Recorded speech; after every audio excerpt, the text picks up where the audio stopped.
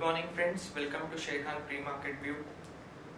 Indian markets on the budget day yesterday saw huge amount of whipsaw, and the market, which was down about 600 points at one point in time during the day, finally recouped most of the losses. However, they ended down by 150 points cut on Sensex and about close to 40 points cut on Nifty.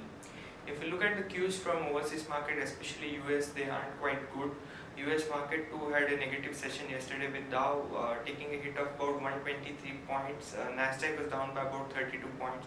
Even S&P had a drop of about 16 points.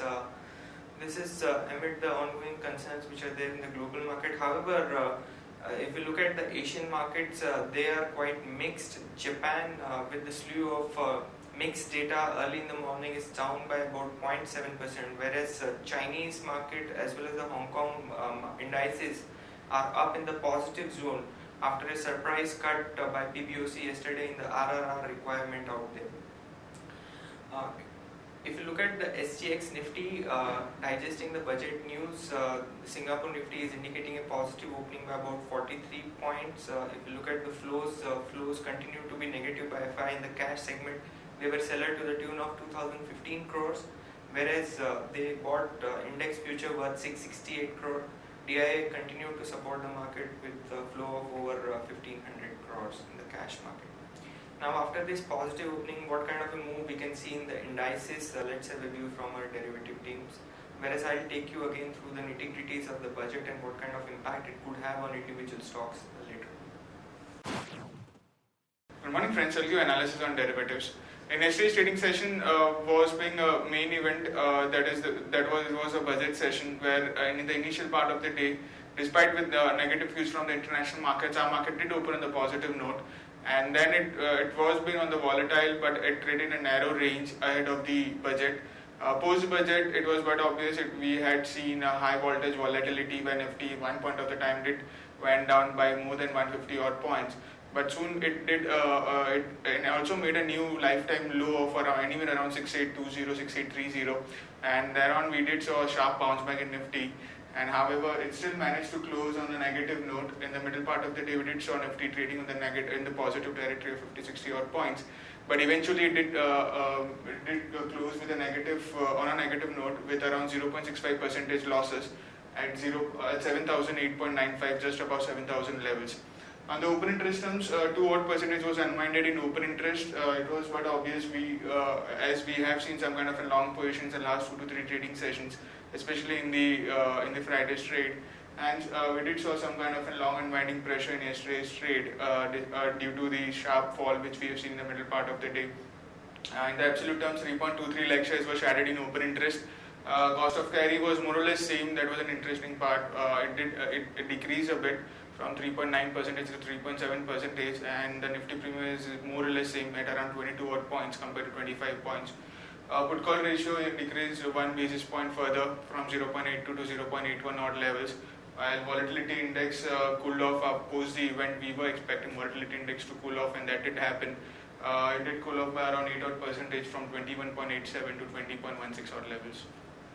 On the options activity, majority of the call option, however, at the mini and slightly out of the mini call option of 7,000, 7,100, 200 was not been much active. Out of the mini call option, right from 7,200 to 7,400 was quite active, and it did saw a build up of anywhere around 13 to 41 odd percentage, indicating we might see a follow up rally in the coming trading sessions, taking the support of 7,000 odd levels.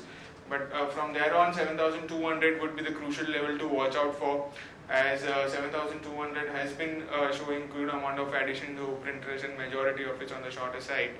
So, if we see an uptrend in the follow-up trading session, that is the next few trading sessions, and Nifty might take resistance around 7,200, and until that 7,200, it can be a smooth flow for the Nifty.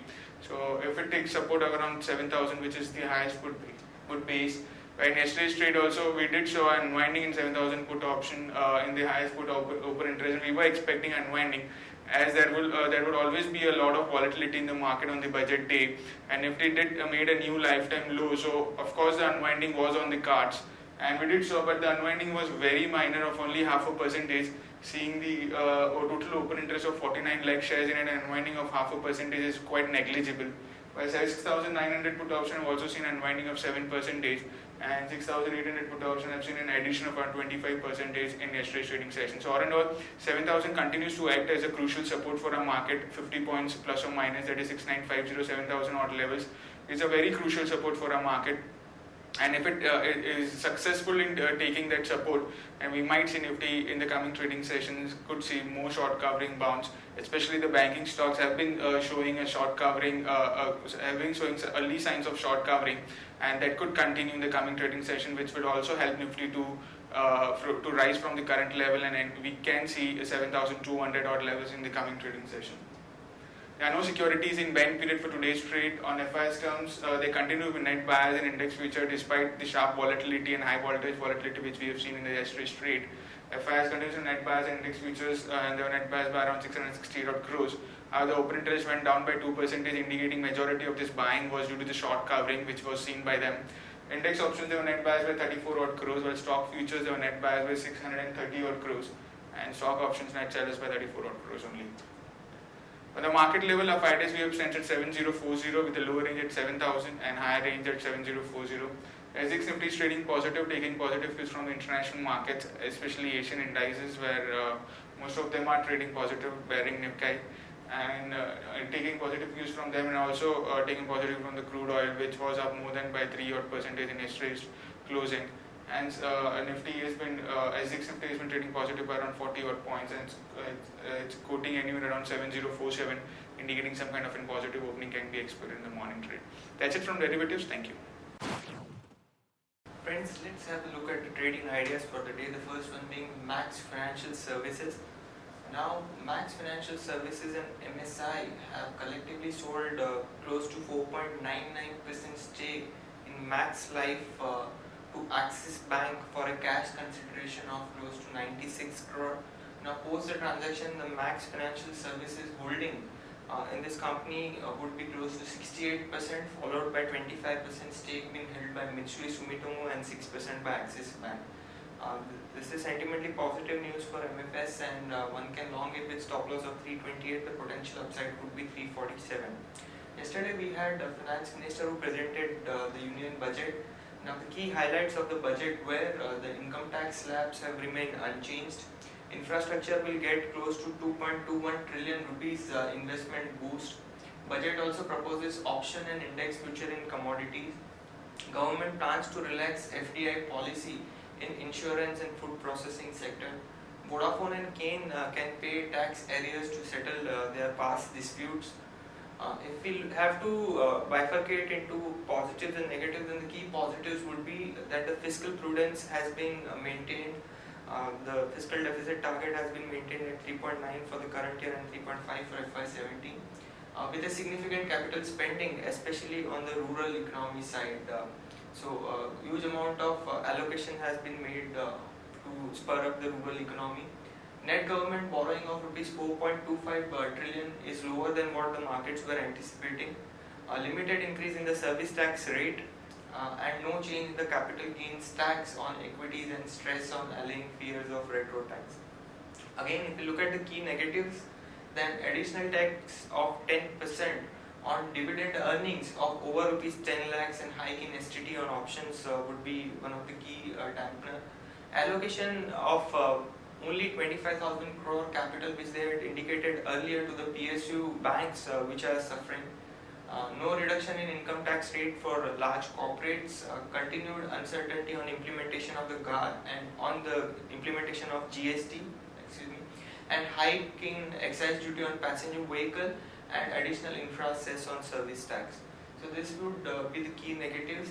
Now, if you look at the news update, service tax is likely to be levied on transfer of spectrum. Again, there is a likely block deal today. Sumitomo Mitsui Banking Corp is likely to sell its stake in Kotak Mahindra Bank. Petrol price has been cut by about 3 rupees per litre, and diesel price increased by 1.47 rupees per litre. Indian Oil Corp has bought Russian Urals crude in a rare tender, and High Court has upheld a try order to compensate consumer on the call drop. If you look at the further news, India Bull's real estate fund has invested close to 125 crore in the Mumbai project. Indigo is likely to take delivery of 24 Airbus A320 Neo aircraft by March 2017, and government is ready to bring its stake in IDBI Bank to under 50%. So, covering the important news now, if you look at the watch list that we created for the day, stock with positive bias we have ICICI Bank, PNB and IRB, and stock with negative bias we have Hindustan Zinc, Infratel and Oriental Bank. Stock for medium to long term investment we like IndusInd Bank, Britannia, Bajaj Finserv, Sun Farm and Ultratech Cement. Thank you.